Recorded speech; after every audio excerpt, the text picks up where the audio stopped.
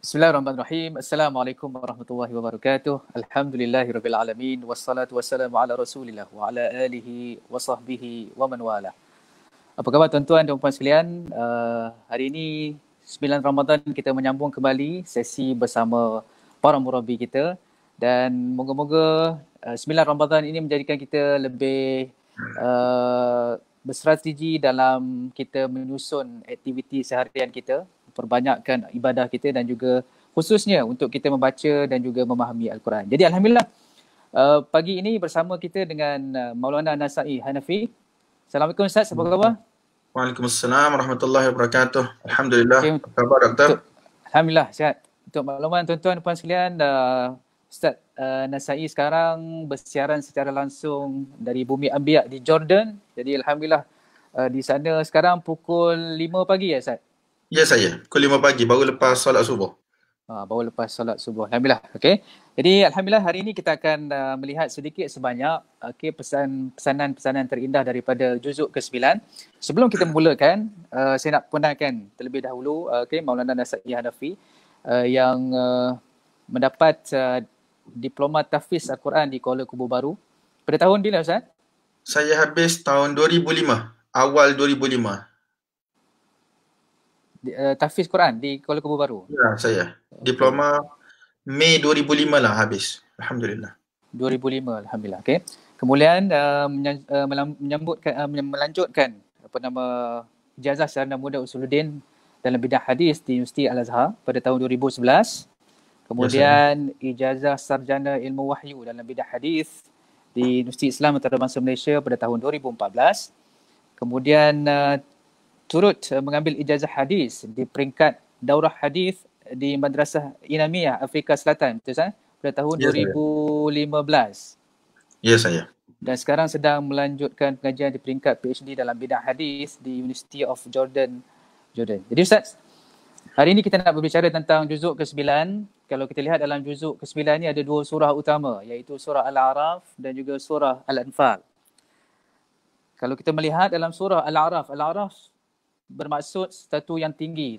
Sebab itu kita melihat dalam surah Al-A'raf ni banyak cerita tentang syurga, tentang neraka, okey, dan ia juga merupakan satu surah dakwah, okey, kepada orang beriman yang melihat bagaimana manusia beriman dengan ayat-ayat Allah, beriman dengan tanda kekuasaan Allah.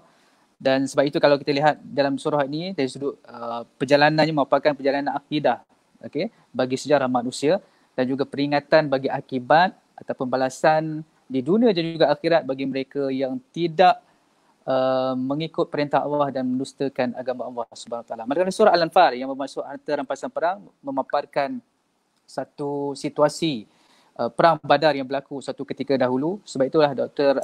Abu Audah mengatakan surah ini merupakan satu isyarat kepada tujuan asal bernama jihad, iaitu bukanlah untuk dunia tetapi untuk Allah Subhanahu Wa Taala. Jadi untuk berbicara dengan lebih lanjut, dengan lebih terperinci, saya silakan Maulana Nasai Hanafi. Sila Ustaz. Jazakumullah khairan. Bismillahirrahmanirrahim. Alhamdulillah rabbil alamin wa sallallahu wasallam wa barak ala sayyidina wa maulana Muhammadin wa ala alihi wa sahbihi wa man tabi'ahum bi ihsanin ila yaumiddin. Allahumma 'allimna ma yanfa'una wa anfa'na bima 'allamtana wa zidna min fadlika 'ilman wa ta'lima innaka 'ala kulli syai'in qadir. Subhanaka la ilma lana illa ma 'allamtana innaka antal alimul hakim. Rabbi shrah li sadri wa yassir li amri wa hlul 'uqdatam min lisani yafqahu qawli. Amin. Amma ba'd. Pertama sekali saya mengucapkan terima kasih kepada Dr. Azrul sebagai orang kuat ataupun orang penting di Tadabbur Center, kerana dengan sangka baik pihak Tadabbur Center telah menjemput saya untuk berkongsi sedikit sebanyak pada hari ini berkaitan dengan juzuk yang ke-9 sempena kita berada pada hari yang ke-9 sekarang. Jadi tuan-tuan, sebagaimana yang telah diberitahu oleh Dr. Azrul tadi pada mukaddimahnya, juzuk yang ke-9 ini berkaitan ataupun mengandungi dua surah. Satu penghujung bagi surah Al-A'raf dan satu lagi ialah permulaan bagi surah Al-Anfal. Dan sebagaimana yang diketahui ramai, suratul A'raf adalah salah satu daripada surah-surah Makkiyah, iaitu surah yang mana diturunkan sebelum hijrahnya baginda Nabi sallallahu alaihi wasallam ke Mekah. Salam. Oleh yang demikian, kita akan ketemui di dalam suratul A'raf daripada permulaannya sampailah kepada penghujungnya tema-tema yang mana berkaitan dengan surah Makkiyah.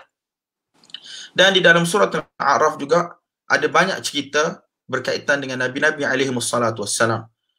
Permulaannya cerita tentang Nabi Adam alaihi salam, bagaimana Nabi Adam alaihi salam telah ditipu oleh iblis sehingga dikeluarkan daripada syurga.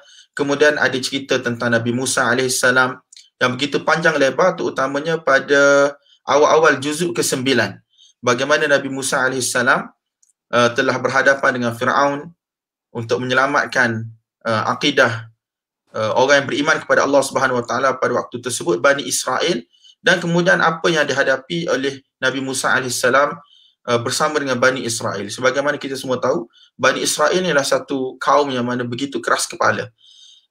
Sampaikan Nabi Musa AS dalam peristiwa Isra' dan juga Mi'raj, apabila baginda Nabi Muhammad sallallahu alaihi wasallam turun bertemu dengan Nabi Musa, membawa perintah untuk menunaikan salat sebanyak 50 kali. Nabi Musa AS bagi tahu kepada baginda kita Nabi Muhammad sallallahu alaihi wasallam, inni jarrabtu Bani Israel. Aku ni dah ada pengalaman yang banyak dengan Bani Israel. Dulu hanya 2 rakaat solat pun mereka tidak dapat tunaikan dengan baik, apatah lagi 50. Jadi Nabi Musa AS ada pengalaman yang mana begitu banyak dengan Bani Israel, keras kepala mereka, tak dengar kata mereka, dan boleh dikatakan hampir setiap juzuk dalam Quran kita akan bertemu dengan cerita Nabi Musa AS bersama dengan Fir'aun dan juga bersama dengan Bani Israel. Kemudian di hujung-hujung juzuk ke-8, Allah Subhanahu Wa Taala cerita tentang Nabi-Nabi alaihi wassalatu wassalam, seperti Nabi Nuh alaihi salam, Nabi Hud alaihi salam, Nabi Saleh alaihi salam, Nabi Shu'aib alaihi salam, Nabi Lut alaihi salam, bagaimana dakwah mereka dengan kaum mereka. Kemudian antara tema yang lain berkaitan dengan surah Makkiyah yang ada di dalam suratul A'raf ialah kesudahan orang yang beriman dan juga kesudahan orang yang mana tidak beriman kepada Allah Subhanahu Wa Taala, sebagaimana kita semua tahulah. Jadi tuan-tuan, pada hari ini saya punya fokus bukanlah pada suratul A'raf, sebab mungkin ustaz semalam dah cerita ataupun dah kupas berkaitan dengan suratul A'raf. Jadi surah kita pada hari ini ialah surah Madaniyah, iaitu suratul Anfal. Surah Madaniyah merupakan surah yang mana turun boleh dikatakan solely untuk bercerita tentang apa yang telah berlaku di dalam peperangan Badar yang berlaku pada bulan Ramadan tahun kedua Hijrah, dan selepas itu apa yang berlaku rentetan daripada peperangan Badar. Berkaitan dengan apa tuan-tuan? Berkaitan dengan hukum hakam yang mana berkaitan dengan jihad. Apakah etika-etika, disiplin-disiplin yang perlu ada pada orang Islam apabila mereka terlibat dengan jihad. Dan perkara ini akan dipanjangkan perbahasannya di dalam surah Taubah.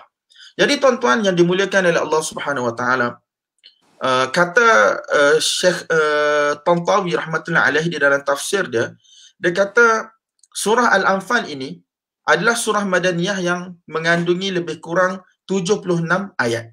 Dan surah ini in general secara keseluruhannya boleh dibahagikan kepada 5 bahagian. Bahagian yang pertama ialah daripada awal surah memanglah bermula dengan yas'alunaka 'anil anfal, tetapi anfal ini ialah harta rampasan daripada peperangan Badar. Para ulama kita berbeza pendapat, saya pun tak nak pergi secara detail adakah harta rampasan peperangan Badar itu termasuk dalam ghanimah yang mana perlu dibahagi-bahagikan mengikut cara ghanimah dibahagikan, sebagaimana dalam awal juzuk ke-10 wa'lamu annama ghanimtum min syai'in fa anna lillahi khumusahu ila akhiril ayah. Itu bukan fokus kita, tetapi surah ini, suratul Anfal, dinamakan sebagai suratul Anfal sebab orang-orang Islam datang bertanya tentang Anfal. Yas'alunaka 'anil anfal. Mereka tanya tentang hukum harta yang mana diperolehi daripada peperangan Badar tersebut. Jadi tuan-tuan, selepas itu Allah Subhanahu Wa Taala cerita tentang sifat-sifat orang yang beriman. Allah Subhanahu Wa Taala cerita tentang sifat-sifat orang yang beriman daripada awal suratul Anfal sampailah lebih kurang kepada ayat nombor 4 tak silap saya. Sekejap saya tengok Quran, senang untuk saya rujuk pada tuan-tuan.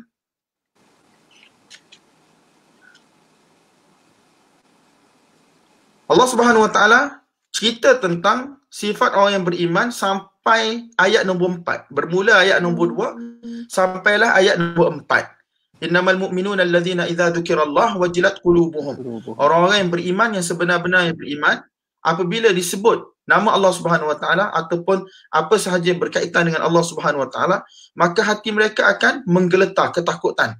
Dan apabila dibacakan kepada mereka ayat-ayat Allah Subhanahu Wa Taala, akan bertambah keimanan mereka dan mereka ini bertawakal kepada Allah Subhanahu Wa Taala. Orang-orang yang mana mendirikan salat, orang yang mana memberi infak kepada orang yang memerlukan sebahagian daripada harta yang mana Allah Subhanahu Wa Taala rezekikan kepada mereka, dan ini adalah orang-orang yang mana beriman kepada Allah Subhanahu Wa Taala dengan sebenar-benar keimanan. Bagi mereka ialah darajat kedudukan begitu tinggi di sisi Allah Subhanahu Wa Taala dan juga keampunan dan juga rezeki yang mulia. Ini merupakan bahagian pertama daripada suratul Anfal, iaitu daripada ayat nombor 2 sampailah kepada ayat nombor 4. Kata Syekh Tantawi rahmatullahi alaih, bahagian kedua daripada suratul Anfal ialah berkaitan dengan peperangan Badar. Berkaitan dengan peperangan Badar, bermula daripada ayat nombor 5, kama akhrajaka rabbuka min baitika bil haqq wa inna fariqan minal mu'minina lakarihun, sehinggalah kepada ayat 19. Ayat ke-19 ni tuan-tuan, muka surat yang ketiga, iaitu in tastaftihu faqad ja'akumul fath wa in tantahu fahuwa khairul lakum wa in ta'udu na'ud wa lan tughni 'ankum fi'atukum syai'a walau kathurat wa anna Allaha ma'al mu'minin. Ini berkaitan dengan peperangan Badar. Tuan-tuan, detail peperangan Badar sebagaimana yang tuan-tuan tahu, berlaku pada tahun kedua Hijrah, pada bulan puasa. Nabi SAW keluar dengan lebih kurang 313 orang yang beriman untuk menyekat kafilah Abi Sufyan yang mana sedang pulang daripada perniagaan menuju ke Mekah. Jadi mereka telah bertemu min ghairi mi'ad, sebagaimana diberitahu tanpa ada perancangan untuk berperang. Dan pada waktu tersebut Allah Subhanahu Wa Taala telah takdirkan berlaku peperangan, dan tuan-tuan tahu apa yang berlaku. 313 telah mengalahkan lebih kurang 1000 tentera musyrikin Mekah. Abu Sufyan yang masa tu masih lagi belum Islam, radhiyallahu ta'ala anhu, lepas tu masuk Islam, beliau telah menghantar utusan ke Mekah memberitahu bahawasanya baginda Nabi SAW akan menyekat kafilah Abu Sufyan di pertengahan jalan. Jadi orang-orang musyrikin Mekah, tuan-tuan, memang mereka ni dah lama dah marah kepada Nabi SAW, dan mereka pun tidak boleh berbuat apa-apa apabila para sahabat radhiyallahu ta'ala anhum sedikit demi sedikit mereka berpindah ke Madinah dalam keadaan mereka tak sedar. Tengok-tengok kota Mekah telah kosong daripada orang Islam. Jadi memang mereka datang dengan bala tentera yang ramai, dengan wanita-wanita yang mana menyanyikan lagu-lagu syair semangat jihad, membakar semangat mereka dengan unta-unta yang banyak, dibawa alat-alat kelengkapan perang, dengan harapan mereka akan menghapuskan baginda Nabi Muhammad SAW dan juga orang Islam, dan mereka akan mendapat kemenangan yang besar. Dan mereka akan kembali ke Mekah menyambut kemenangan tersebut dengan nyanyian, dengan arak dan seumpamanya. Tetapi apa yang berlaku? Allah Subhanahu Wa Taala telah memberi kemenangan, kejayaan kepada orang Islam di dalam peperangan Badar, walaupun dari sudut bilangan dan juga dari sudut kemampuan adalah amat-amat sedikit. Jadi tuan-tuan, pengajaran daripada peperangan Badar ni yang berlaku pada tahun kedua Hijrah, Allah Subhanahu Wa Taala telah sempurnakan pada peperangan Hunain yang berlaku pada tahun ke-9 Hijrah. Tak silap saya 9 ataupun 8 Hijrah gitulah, selepas daripada peristiwa Fatah Mekah. Selepas berlakunya peristiwa Fatah Mekah, orang-orang kafir Quraisy, kebanyakan daripada mereka masuk Islam, tetapi golongan yang berada di sekitar kota Mekah pada waktu tersebut, ataupun kita kata orang-orang Arab yang mana berada di sekitar kota Mekah pada waktu tersebut, antaranya ialah golongan Hawazin, mereka ingin berperang dengan Nabi SAW. Tetapi kerana yakin yang salah, tuan-tuan, yang ada di dalam diri orang yang mana baru masuk Islam pada waktu tersebut, mereka mengatakan bahawasanya kalaulah dulu masa peperangan Badar 313 lawan dengan 1000 kita boleh menang, takkanlah sekarang kita ada bilangan yang mana begitu besar, beribu-ribu orang-orang kafir Quraisy, orang-orang Mekah baru masuk Islam.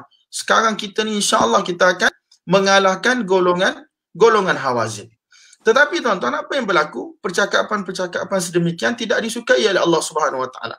Sebab kita menang adalah dengan tawakal kita kepada Allah, dengan bantuan daripada pihak Allah, sejauh mana kita dapat taat perintah Allah, ikut apa yang Allah Subhanahu Wa Taala perintahkan, maka sebanyak itulah pertolongan nusrah Allah Subhanahu Wa Taala akan bersama dengan kita.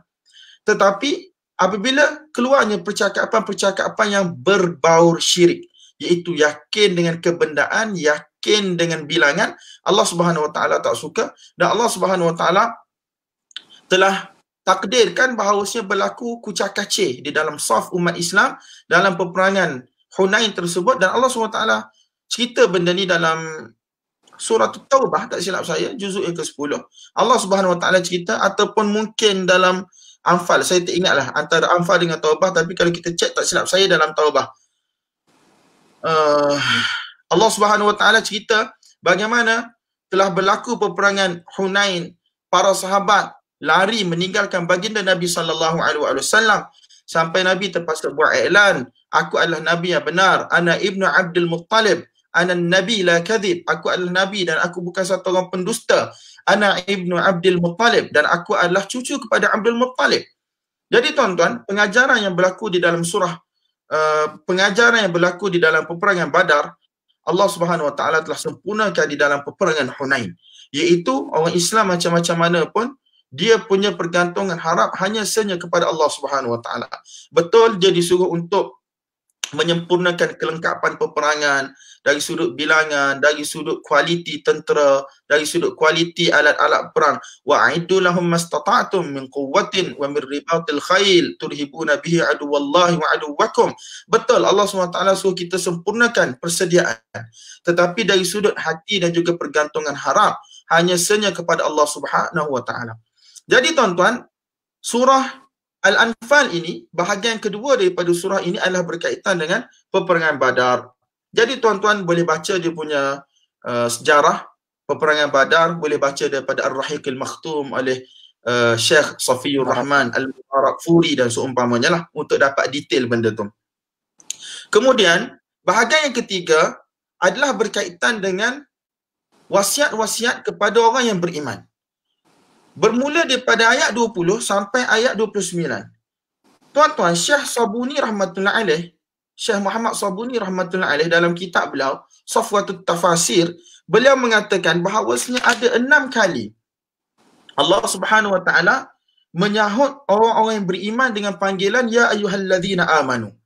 Wahai orang yang beriman. 6 kali Allah Subhanahu Wa Taala panggil orang yang beriman dalam surah ini.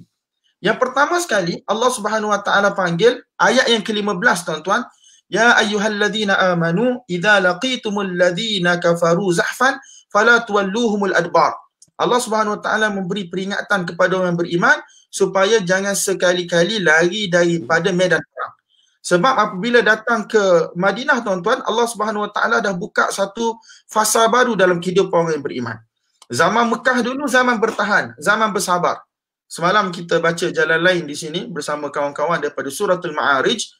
Antara tafsiran yang disebut oleh para ulama, sa'ala sa'ilun bi'adzabin waqi', ada orang minta supaya dipercepatkan azab kepada orang-orang kafir. Antara tafsiran yang diberi oleh para ulama ialah baginda Nabi SAW sendiri yang minta kepada Allah Subhanahu Wa Taala supaya azab dipercepatkan kepada orang kafir. Tapi Allah Subhanahu Wa Taala bagi tahu kepada Nabi, fasbir sabran jamila. Wahai Muhammad, hendaklah kamu bersabar. Sekarang bukan waktu dia lagi. Sekarang dakwah pada fasa Mekah ialah kamu kena sabar, kamu kena teruskan apa yang disuruh. Fasda' bima tu'mar wa'arid 'anil jahilin. Hendaklah kamu bertegas, hendaklah kamu meneruskan teruskan apa yang Allah SWT perintahkan untuk sampaikan dakwah tauhid, untuk mengajak manusia beriman kepada Allah, beriman kepada Nabi, beriman kepada hari kiamat, ba'ath dan juga nusyur, beriman kepada Al-Quran sebagai wahyu. Fasda' bima tu'mar wa'arid 'anil jahilin. Hendaklah kamu remain steadfast, kamu berada dalam keadaan istiqamah, buat apa yang disuruh, dan kamu jangan ambil kisah tentang orang-orang yang jahil. Sebab apa? Allah SWT beritahu, aku akan ambil tanggungjawab untuk mengawal mereka.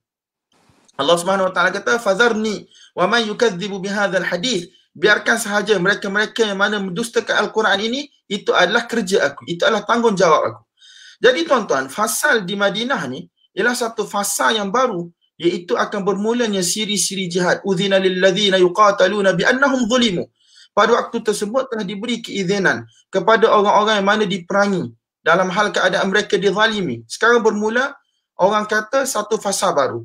Selepas daripada peperangan Badar, adanya peperangan-peperangan lain yang akan berlaku. Sebagaimana kita tahu berlakunya peperangan Uhud, kemudian berlakunya peperangan Ahzab ataupun dikenali juga sebagai peperangan Khandaq dan peperangan-peperangan yang lain sebagaimana kita tahu. Dan Allah Subhanahu Wa Taala memberi peringatan kepada orang yang beriman supaya apa? Supaya jangan sekali-kali lari daripada medan peperangan. Ya ayyuhalladzina amanu, wahai orang-orang yang beriman, idza laqitumul ladzina kafaru zahfan fala tuwalluhumul adbar. Apabila kamu bertemu dengan orang kafir dalam peperangan, jangan sekali-kali kamu membelakangi mereka dan kamu meninggalkan mereka, iaitu meninggalkan medan peperangan kerana takut.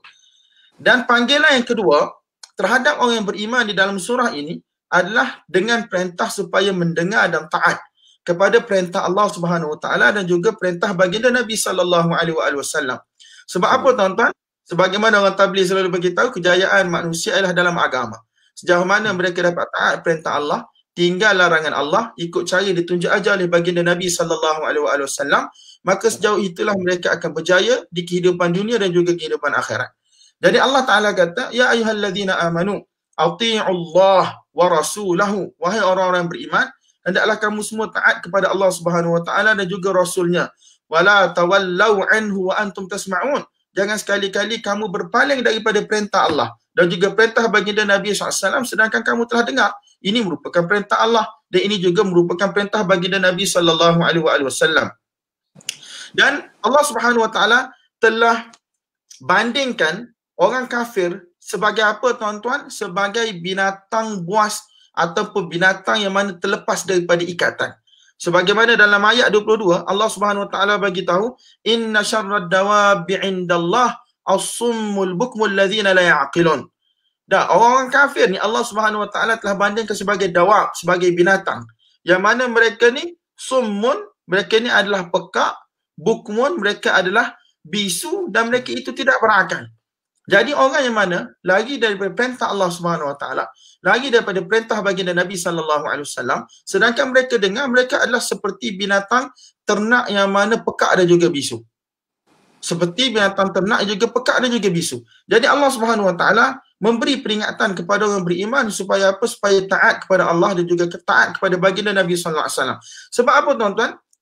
Dalam fasa yang baru ni akan ada banyak benda yang berlaku, terutama dalam melibatkan peperangan lah, dalam pembahagian harta pusaka dan seumpamanya.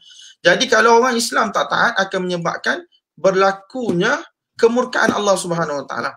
Yang berlaku jelas dalam peperangan Uhud sebagaimana kita semua tahu. Nabi SAW dah bagi tahu kepada para pemanah, jangan sekali-kali tinggalkan Jabal Rumah ni, jangan sekali-kali tinggalkan Jabal pemanah ini, walaupun kamu tengok kami ni dah hancur lebur, dah mati, dah dimakan oleh burung-burung dah, lebih kurang begitu maksud hadis Nabi SAW.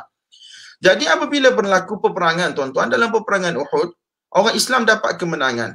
Orang kafir Quraisy lagi bertempiaran. Tetapi apa yang berlaku? Orang yang mana berada di Jabal Rumah pada waktu tersebut, sebahagian daripada mereka ingin turun untuk mengambil harta rampasan perang. Jadi Allah Subhanahu Wa Taala telah uji mereka, orang kafir di bawah pimpinan Khalid Al-Walid datang balik dan pada waktu tersebut telah orang kata macam kalah tentera Islam pada waktu tersebut, ramai yang tercedera, ramai sahabat-sahabat besar yang syahid, dan itu merupakan satu pengajaran yang besar yang Allah Subhanahu Wa Taala telah pesan selepas daripada peperangan Badar lagi. Ya ayyuhalladzina amanu atii'ullah wa rasulahu, wahai orang yang beriman, hendaklah kamu taat kepada Allah dan juga Rasulnya. Jangan sekali-kali kamu berpaling daripada mentaati Allah dan Rasulnya sedangkan kamu telah dengar. Itulah perintah Allah dan juga perintah Rasulnya. Jadi tuan-tuan, panggilan ketiga kepada orang yang beriman di dalam surah ini ialah Allah Subhanahu Wa Taala berfirman, ya ayyuhalladzina amanu istajibu lillahi walir rasuli idza da'akum lima yuhyikum wa'lamu anna Allah yahulu bainal mar'i wa qalbihi wa annahu ilaihi tuhsyarun. Ayat yang ke-24. Senang cerita, fokus ayat ini juga sama dengan sebelum ini, iaitu supaya kita taat Allah Subhanahu Wa Taala dan juga Rasul. Istajibu lillahi walir rasul. Hendaklah kamu sahut sahutan Allah Subhanahu Wa Taala, kamu terima sahutan Allah Subhanahu Wa Taala dan juga sahutan baginda Nabi sallallahu alaihi wasallam apabila Allah Subhanahu Wa Taala dan Rasul mengajak kepada satu perkara yang mana akan menghidupkan kamu, iaitu mengajak kepada agama yang mana itu merupakan hakikat sebenarnya ialah kehidupan bagi kita. Dan panggilan yang keempat, tuan-tuan, kepada orang yang beriman, supaya apa? Supaya orang beriman dalam suasana baru Madinah, jangan sekali-kali dia jadi tali barut kepada musuh Allah. Jangan sekali-kali mereka menyebarkan rahsia orang Islam kepada pihak musuh. Allah Subhanahu Wa Taala kata, ya ayyuhallazina amanu la takhunullaha war rasul wa takhunu amanatikum wa antum ta'lamun. Wahai orang yang beriman, jangan sekali-kali kamu mengkhianati Allah dan juga Rasul. Jangan sekali-kali kamu mengkhianati amanah-amanah kamu sedangkan kamu mengetahui. Sebab apa, tuan-tuan? Dalam fasa Madinah, sebagaimana kita tahu, dalam Madinah ada orang Yahudi. Ada orang Yahudi yang mana memang mereka ni sangat benci pada Nabi. Adanya Bani Quraidah, adanya Bani Nadir dan seumpamanya. Dan kalau kita tengok, ada juga orang munafiqin seperti Abdullah bin Ubay ibn Salul, yang mana dia ni tak silap saya daripada keturunan Khazraj, iaitu daripada tribe ataupun kabilah Sa'ad ibn Ubadah, iaitu pemimpin Khazraj radhiyallahu ta'ala anhu. Dan Sa'ad ibn Mu'adh, sebagaimana tuan-tuan tahu, adalah daripada pemimpin Aus. Dan ini merupakan dua puak yang mana saling bergaduh, berperang untuk satu tempoh yang lama. Sehinggalah apabila baginda Nabi sallallahu alaihi wasallam datang, baginda telah satukan antara Aus dan juga Khazraj. Jadi tuan-tuan, pada waktu tersebut kerana ihtikak, kerana hidup bersama dengan golongan munafikin dan juga dengan golongan Yahudi di Madinah, maka Allah Subhanahu Wa Taala memberi pesan kepada orang yang beriman, walaupun orang Yahudi ni ada kaitan dengan tribe, dengan keturunan kamu, ataupun ada kaitan dengan kabilah kamu, mereka ini adalah orang kata orang yang mana berbaik sesama sendiri sebelum ini, sebelum datangnya baginda Nabi SAW ke Madinah. Tapi kamu kena ingat, kamu ada walak kepada orang Islam, dan orang lain yang mana bukan Islam tetap bukan Islam. Jadi Allah Subhanahu Wa Taala memberi peringatan. Dan sebagaimana kita tahu, golongan munafiqin di Madinah, golongan Yahudi di Madinah, mereka juga ada orang kata siri-siri pertemuan rahsia dengan golongan musyrikin di Mekah, sehingga membawa kepada apa? Membawa kepada peperangan Ahzab sebagaimana tuan-tuan tahu. Sebagaimana yang kita tahu dalam juzuk yang ke-21, juzuk 22 dalam suratul Ahzab, bagaimana berlakunya orang kata pertemuan-pertemuan rahsia antara golongan Yahudi, golongan munafiqin dan juga golongan musyrikin di Mekah untuk menyerang kota Madinah, sehingga membawa kepada apa yang dinamakan sebagai peperangan Ahzab, yang mana membawa kepada peperangan dengan Bani Quraidah selepas itu, sebagaimana Allah cerita di dalam suratul Hasyr. Dan sebelum itu ada usaha-usaha untuk bunuh Nabi SAW daripada Bani Nadir, golongan Yahudi Bani Nadir, sehingga mereka dihalau daripada Madinah.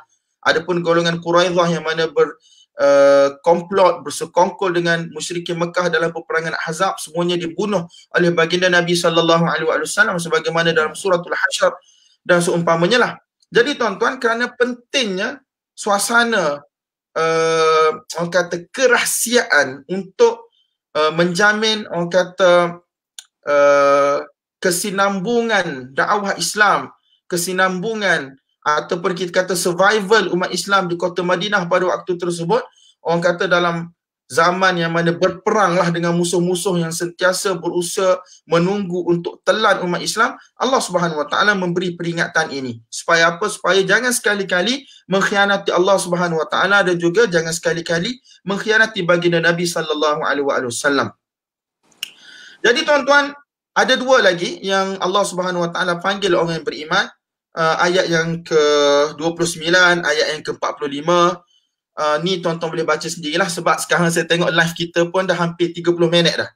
Jadi tuan-tuan, saya nak berpindah kepada kisim yang keempat, bahagian yang keempat, iaitu berkaitan dengan kesesatan orang-orang kafir dan juga kejelekan akidah mereka, perbuatan mereka, amal ibadat, ritual-ritual mereka, yang ni Allah Subhanahu Wa Taala sebut bermula daripada ayat 30 sampai ayat 40. Wa idh yamkuru bikal ladzina kafaru, ini ayat 30 sampailah kepada ayat 40 tuan-tuan. Ini adalah berkaitan dengan orang-orang yang kafir. Berkaitan dengan orang-orang yang kafir. Jadi tuan-tuan, lepas tu bahagian yang kelima, hak ni dah masuk dalam juzuk 10. Bermula dengan wa'lamu annama ghanimtum. Dalam ni Allah Subhanahu Wa Taala cerita tentang pembahagian harta pusaka, bagaimana nak apa yang perlu dibuat apabila melibatkan tawanan-tawanan perang, apakah etika-etika yang perlu ada di dalam peperangan. Jadi Allah Subhanahu Wa Taala telah cerita fokus yang kelima dalam surah Al-Anfal ini bermula daripada ayat 41 sehinggalah kepada akhir surah ini. Akhir surah ni tuan-tuan ayat 75. Hak ni semua dah masuk dalam juzuk yang ke-10 lah, sebelum masuk Suratul Taubah. Jadi tuan-tuan, sebagaimana yang saya bagi tahu tadi, inilah fokus berkaitan dengan Suratul Anfal yang saya baca daripada beberapa buku ni. Antaranya ditulis oleh Syekh Abdullah At-Talidi dalam kitab dia Maqasidul Quranil Karim wa Muhtawayatuhu wa Khasaisu Suwarihi wa Fawaiduha. Jadi itu apa yang disebut oleh beliau, yang mana beliau ambil juga daripada ulama-ulama lain seperti Syekh Muhammad As-Sabuni, Syekh At-Tantawi dan seumpamanya. Jadi saya rasa tuan-tuan cukup setakat tu saja untuk kali ini, lebih kurang dah 30 minit sebagaimana yang Dr. Azrul bagi tahu pada saya rasa cukup kot. Dan secara umum, bukan kita ngaji tafsir pun, tapi orang kata lebih kepada berkongsi, orang kata sinopsis berkaitan dengan juzuk yang ke-9, satu Al-A'raf dan satu lagi ialah Al-Anfal. Wallahu ta'ala a'la wa a'lam bis-shawab. Baik, alhamdulillah kita telah mendengar sedikit sebanyak gambaran berkaitan dengan juzuk ke-9 ni. Okey, kita tunggu soalan daripada para penonton kita kalau ada. Baik, soalan pertama. Mohon pandangan Ustaz mengenai hashtag kita mesti menang sepanjang kempen mari COVID-19. Adakah hashtag sebegini kurang beradab dengan kemenangan hanya dari awal atau dia boleh kena? Aduh, saya soalan-soalan macam ni saya tak gerti lah nak jawab. Kita mesti menang ni, orang beriman ni tuan-tuan, dia menang dia bukanlah dengan erti kata dia, kalau dalam peperangan bukanlah dengan erti kata dia menang dapat harta rampasan perang je. Orang syahid pun dia menang tuan-tuan. Sebab tu kan saya rasa awal-awal COVID dulu ada ustaz-ustaz kita yang mana telah kongsikan kitab Badlul Ma'un fi Fadailit Ta'un yang ditulis oleh Al-Hafiz Ibn Hajar Al-Asqalani, bahawasanya ta'un ni ataupun wabak-wabak pandemik dan seumpamanya ni, dia adalah orang kata rahmat untuk orang beriman. Rahmat untuk orang beriman. Sebagaimana dalam hadis Nabi sallallahu alaihi wasallam, dalam hadis yang sahih lah, Nabi kata pelik urusan orang yang beriman ni. Ajaban li amril mu'min. Pelik urusan orang beriman. Kalau ditimpa dengan perkara-perkara yang baik, dia bersyukur, maka itulah kebaikan untuk dia. Kalau ditimpa dengan perkara-perkara yang buruk, kemudian dia sabar, itu adalah kebaikan untuk dia. Jadi tuan-tuan, orang yang beriman ni, tak kira dalam apa keadaan pun, dia sebenarnya dia menang. Dah. Kalau dia mati dalam keadaan sakit pun, dia redha, dia mati syahid. Sebagaimana dalam hadis bagi tahu. Betul tak? Sebagaimana orang mati terbakar, ibu yang mana mati melahirkan anak, atau mati dalam ta'un, ataupun mati lemas, ataupun mati ditimpa bangunan dan seumpamanya, itu ialah orang kata kemenangan untuk umat Islam. Cuma dia mati. Nampak tak? Sebab tu orang Islam ni, dia semua keadaan dia berada di dalam keadaan menang. Tapi dengan syarat, Allah Subhanahu Wa Taala perintahkan dia sesuatu, dia kena buat. Dengan cara yang ditunjuk ajar oleh baginda Nabi sallallahu alaihi wasallam. Kalau diuji, dia redha, dia akan menang. Cuma mungkinlah maksud hashtag kita mesti menang ni, orang kata mengambil sebab, iaitu mengambil sebab Allah Subhanahu Wa Taala bila turunkan penyakit, Allah Subhanahu Wa Taala suruh kita berubat, betul tak? Dan ini pun merupakan sunnah Allah, sunnah baginda Nabi sallallahu alaihi wasallam. Sebab tu ada orang kata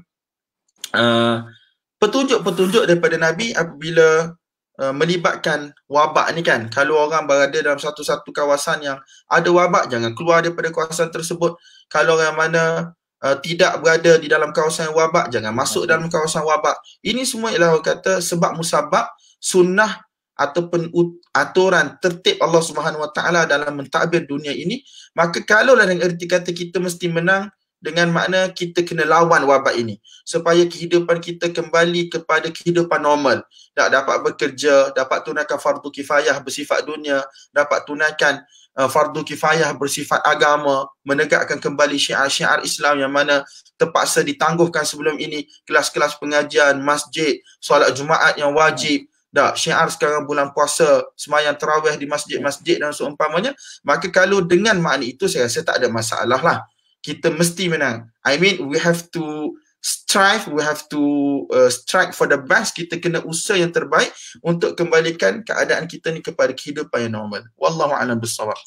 Baik, soalan pertama. Soalan kedua, mohon pencerahan Ustaz, semasa peperangan Badar para sahabat berpuasa atau tidak? Sebab ramai penceramah menyebut mereka berperang walaupun dalam keadaan puasa. Mungkin boleh bagi pencerahan? Hak ni saya tak tahulah puasa ataupun tidak. Sebab ramai kata berpuasa kan. Saya betul. tak tahu tentang peperangan Badar ni. Badar ni dia berlaku tahun berapa tuan-tuan? Pada bulan puasa kan? Badar berlaku pada bulan puasa tahun kedua. Sebab setahu saya lah, kalau pada awal-awal Ramadan diturunkan, masih lagi puasa itu bukan satu puasa yang orang kata macam bersifat wajib yang mana mesti kena puasa. Memang telah diwajibkan puasa, tetapi masih lagi ada pilihan. Siapa yang mana dia tidak mahu puasa, dia hanya dibenarkan untuk bayar fidyah. Setiap hari sebanyak satu mud. Satu mud ni satu cupak. Betul tak? Wa 'alal ladzina yutiqunahu fidyatun ta'am miskin. Antara tafsir yang disebut oleh para ulama ialah awal-awal pensyariatan puasa. Sebab sebulan kan. Sebelum tu hanya puasa Ashura yang wajib. Kemudian lepas tu puasa 3 hari pada setiap bulan. Jadi sekarang bila Ramadan diwajibkan, pada waktu tersebut puasa itu masih lagi bukan orang kata wajib yang mana semua orang dia kena puasa. Tidak kira apa keadaan pun dia kena puasa. Tak. Masih lagi ada orang yang mana dia rasa macam payah lagi nak puasa. Dah 30 hari straight berterusan, maka mereka dibenarkan untuk bayar fidyah. Wa 'alal ladzina yutiqunahu fidyatun ta'am miskin. Jadi wallahu taala a'la wa a'lam bissawab.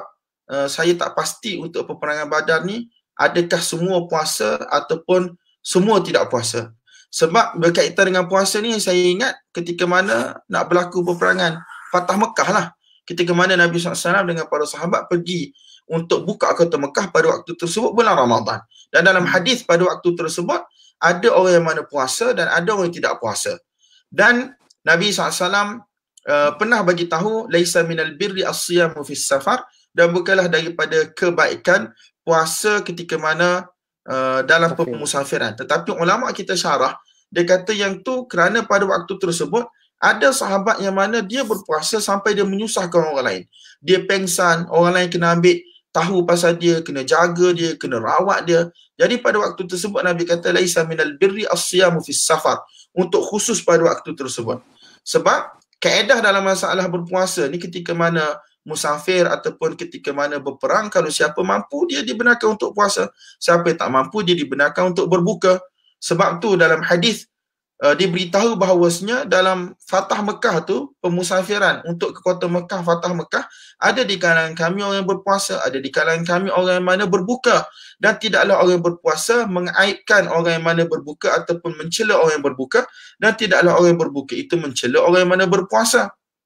Adapun berkaitan dengan peperangan Badar, wallahu alam, saya tak tahu adakah semuanya berpuasa ataupun semuanya berbuka, wallahu alam. Baik. Tapi yang zahirnya adalah bulan puasa kan? Ya. Dia berlaku pada bulan puasa, jadi zahirnya berpuasa lah. Wallahu alam. Baik, soalan seterusnya.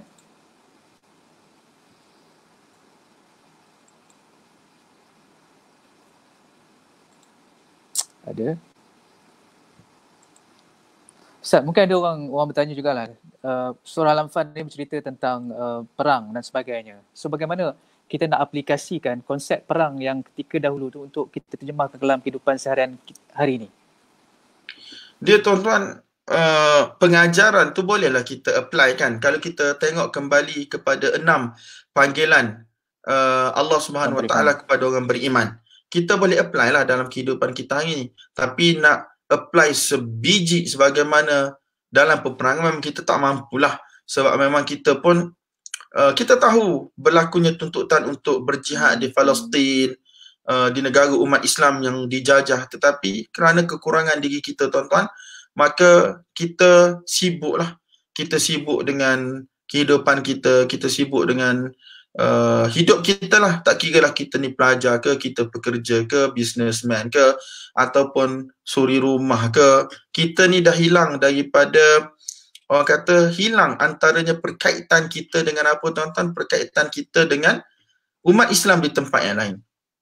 Kalau kita tengok antara fokus di dalam surah Al-Anfal kalau melibatkan peperangan Badar ni, ialah bagaimana tentang masalah Asra Badrin, iaitu tawanan Badar. Pada waktu tersebut kita tahu kan, Umar radhiyallahu anhu dia bagi cadangan supaya apa? Supaya dibunuh. Supaya dibunuh musyrikin-musyrikin Mekah yang telah menjadi tawanan.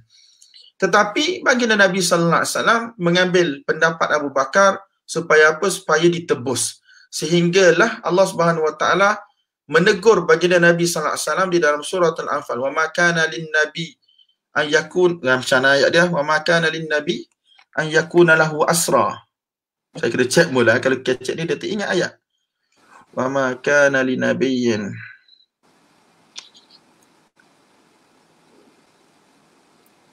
Ni di juzuk 10 ni.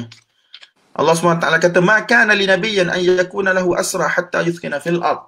Maksudnya Allah Subhanahu Wa Taala tegur keputusan Nabi SAW untuk untuk tebus musyrikin Mekah ni dengan duit dan seumpamanya lah. Dan Umar radhiyallahu anhu dicadang supaya apa? Supaya bunuh sahaja. Ini menunjukkan kepada apa tuan-tuan? Kepada wala' dan bara', iaitu kita hanya mengangkat orang yang beriman dan kita berlepas diri daripada orang kafir. Walaupun mereka tu ialah kaum keluarga, walaupun mereka itu ialah ayah sendiri, adik-beradik sendiri, pakcik sendiri, sebagaimana kita tahu dalam peperangan Badar kan. Jadi tuan-tuan, orang-orang yang beriman pada waktu tersebut, mereka berhadapan dengan orang kampung mereka sendiri, dengan bangsa mereka sendiri, iaitu bangsa Quraisy. Dan orang kampung mereka, kenalan mereka, tetapi kerana ini adalah perintah Allah untuk pisahkan antara iman dan kufur, maka apa yang berlaku tuan-tuan, mereka kena ikut Allah SWT. Mereka kena ikut baginda Nabi SAW dan mereka kena letak tepi isu-isu ataupun perkara-perkara yang lain berkaitan dengan bangsa mereka, berkaitan dengan kawan mereka, berkaitan dengan kaum keluarga mereka, mereka letak tepi. Jadi fokusnya ialah al-wala' dan juga al-bara'. Jadi tuan-tuan, sepatutnya kita kena wala' orang-orang yang beriman, mujahidin-mujahidin kita di Palestin dan seumpamanya. Tetapi kita tuan-tuan, kita tak mampu. Jadi semoga Allah SWT ampunkan kita. Tapi saya terfikirlah tentang apa yang berlaku isu baru ni kan, bila sahabat-sahabat pelarian kita seagama daripada Rohingya untuk masuk ke Malaysia dan apa yang berlaku. Memang pada waktu tersebut kita fahamlah wala', bara' dan seumpamanya. Tetapi benda tu luar daripada kemampuan kita. Itu bukan bidang kuasa kita. Dan isu-isu yang besar macam ni tuan-tuan adalah bukan untuk diputuskan oleh orang-orang macam kita. Dia adalah satu isu yang besar yang mana ahlul halli wal aqdi, iaitu pemimpin kita, cerdik pandai di kalangan kita, iaitu pemimpin-pemimpin kita. Kalau kita sekarang kita ada kabinet dan seumpamanya, mereka yang boleh buat keputusan sama ada kita nak terima ataupun kita tak nak terima. Walaupun jauh di sudut hati kita, kita nak supaya mereka semua diterima, mereka semua dibawa masuk ke dalam Malaysia, sebab mereka lah orang Islam, orang yang mana mustada'afin, orang yang mana diseksa, dizalimi, dinafikan hak mereka untuk hidup. Tetapi apa yang kita mampu buat tuan-tuan? Sebab kita tak tahu apa yang berlaku. Apakah dia punya mafsadah dan juga maslahah. Wallahu ta'ala a'la wa a'lam bissawab. Kalau ikutkan kaedah biasa, kita kena ni lah, kita kena terima mereka, tetapi kita ada pemimpin yang lebih mengetahui. Semoga Allah SWT hanya Allah Maha mengetahui pemimpin kita buat tu tak ada apa. Tetapi kita sebagai orang biasa, kita hanya boleh untuk doa kebaikan. Wallahu a'lam, bantu setakat kita mampu. Wallahu a'lam bissawab. Baik. Ustaz, soalan seterusnya. Kenapa Nabi selalu berperang? Bagaimana hendak jelaskan kepada non-Muslim? Wallahu a'lam. Kena bagi tahulah. Peperangan ni tuan-tuan, kita tak boleh sembunyi. Tapi macam mana nak cakap? Kita kena hikmah dalam berdakwah. Sebab jihad ni ada dua. Satu jihad yang mana dinamakan sebagai jihadud dafa', iaitu kita mempertahankan diri tanah air kita, dan yang kedua ialah jihadut talab, iaitu kita buka tempat baru kan. Cuma buka tempat baru ni tuan-tuan sebenarnya dia bermula dengan stage dakwah, iaitu untuk mengajak manusia kepada Allah Subhanahu Wa Taala. Kalaulah orang-orang satu tempat itu mereka tidak mahu menerima dakwah Islam, tak ada masalah, tetapi mereka kena bayar jizyah. Mereka kena bayar jizyah sebagai orang kata mereka ingin tunduk kepada kerajaan Islam, dan mereka akan dapat manfaat-manfaat yang pelbagai daripada pemerintah umat Islam, dan bagi mereka manfaat dan ke atas mereka tanggungjawab sebagaimana tanggungjawab yang kena kepada umat Islam. Dan jizyah ni tuan-tuan hanya sedikit sahaja pun sebenarnya. Sangat sedikit, tidak dikenakan kepada budak-budak, tidak dikenakan kepada wanita, tidak dikenakan kepada orang tua. Bahkan orang-orang lelaki merdeka di kalangan mereka, mereka kena bayar jizyah, dan sedikit sangat bayaran untuk 1 tahun. Dan banyak mana jizyah kena bayar, benda itu kembali kepada pertimbangan pemerintah imam pada waktu tersebutlah. Tetapi apabila mereka berada di bawah pemerintahan kerajaan Islam, mereka akan dapat manfaat yang banyak. Hatta orang-orang yang tua, yang tidak berupaya, orang yang tidak ada daya di kalangan mereka, mereka akan dapat manfaat banyak daripada kerajaan umat Islam. Selepas diterangkan benda ni dan kita minta perjanjian damai, mereka bayar jizyah supaya kita dapat teruskan dakwah kita. Kita dapat mara dakwah kita, tidak disekat, tidak diperangi dan seumpamanya. Kalau mereka nak sekat, mereka nak perangi juga. Jadi pada waktu tersebut Allah Subhanahu Wa Taala syariatkan perang. Nak tak nak memang dunia berjalan macam tu tuan-tuan. Dunia memang berjalan macam tu. Kalau Islam tidak berperang, orang lain akan berperang dengan Islam. Memang dunia macam tu. Dan satu perkara yang mana kita tak boleh nak elak. Sebab kalau kita tengok hari ni tuan-tuan, kalau kita tak buat jihad, Amerika akan buat jihad. Nah, kuasa-kuasa besar akan buat jihad. Dia akan serang Iraq, dia serang Afghanistan dalam keadaan umat Islam tak mampu untuk buat apa-apa. Bukan kata nak tolong, bahkan kita pula yang support Amerika, na'udzubillah, dan kita support kuasa-kuasa besar. Kita tuduh para mujahidin dengan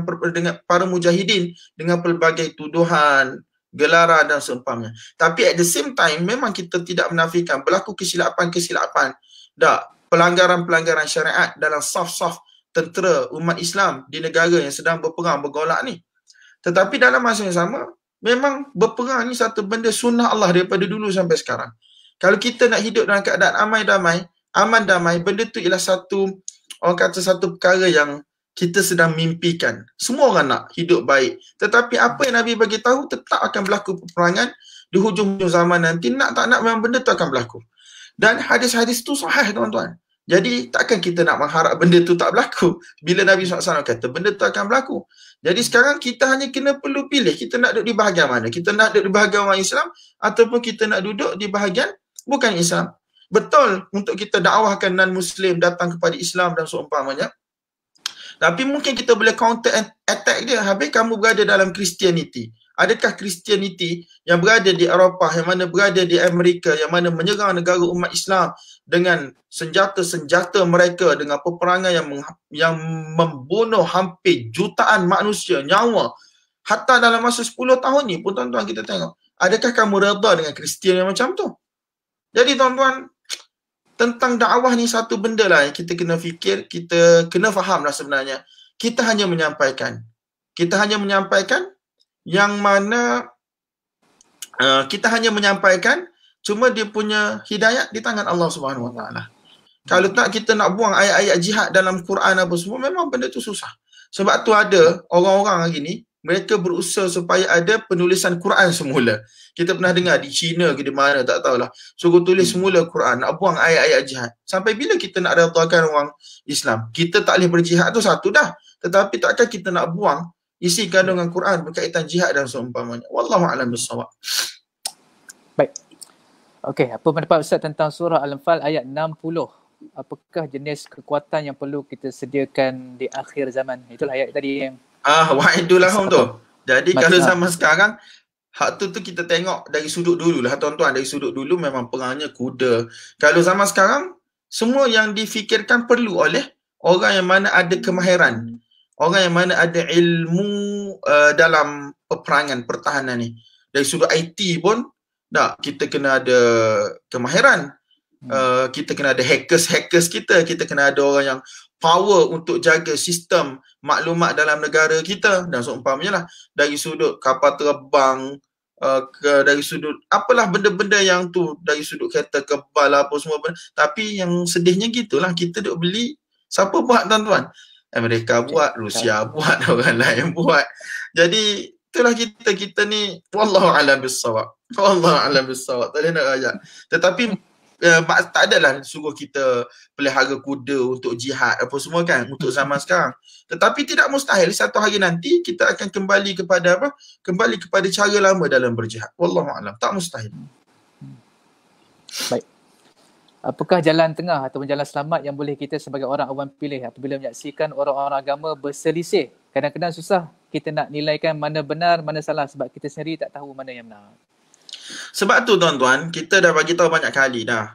Orang agama ni memang ramai. Jadi kita kena pilih siapa yang kita percaya. Kemudian lazimilah orang yang kita percaya tersebut. Nampak tak? Katakan tuan-tuan ataupun puan-puan percaya pada Ustaz A. Dan nak percaya tu kena ijtihad lah. Maksudnya kena buat kajian lah soal selidik. Tak, kenapa nak percaya Ustaz ni? Mungkin zaman sekarang orang tengok dari sudut kelulusan belajar.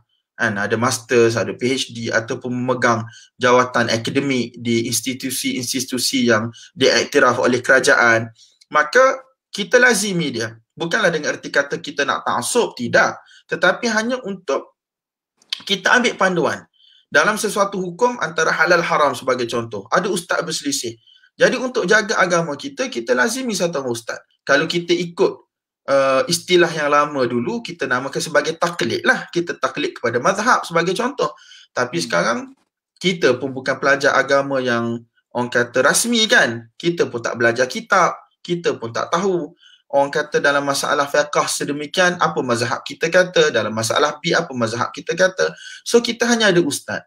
Tapi ustaz ni pun ada banyak-banyak pendapat juga. Ustaz A, B, C, D. The best way is ialah kita yakini ustaz yang mana dia itu paling berilmu, yang menyampaikan kebenaran, yang mana boleh menyelamatkan kita insya-Allah dalam urusan agama kita.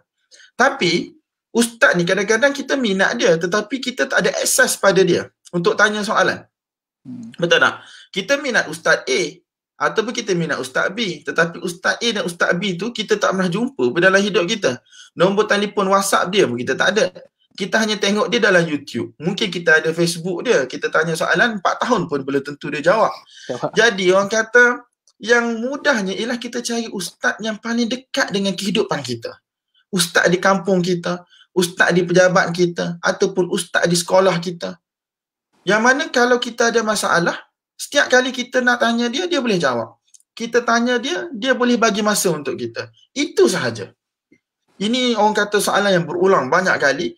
Cuma jawapan saya ni bunyi macam tak glamour lah tuan-tuan. Sebab dia kata, kami nak ustaz tu, kami nak ustaz tu. Dia ada PhD. Dia ni Masya Allah, dia masuk TV ataupun Facebook, dia follower dia ramai. Tetapi kita sendiri tak ada akses pada ustaz tersebut. Sekira-kiranya ada masalah. Let's say kalau berkaitan dengan halal haram, kita nak tanya siapa? Padahal di tepi kita, di kampung kita ada ustaz yang mana okey lah ustaz. Yang mana ilmu dia pun okey, belajar pun okey, cuma dia tak glamour, tak ada follower ramai. Tapi dia ialah akses yang bagus pada kita. Yang kalau kita tanya soalan, dia boleh jawab.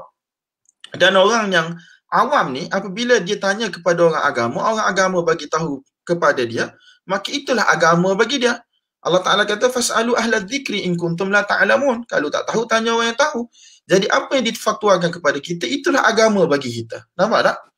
Sebab kita ni, selagi mana kita tidak belajar sendiri, kita tak boleh bezakan yang mana betul, yang mana salah.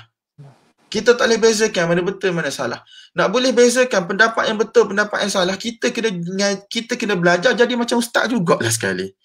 Tapi it doesn't mean that kita kena kekal awam jahil. Kita kena ikutilah kelas-kelas pengajian.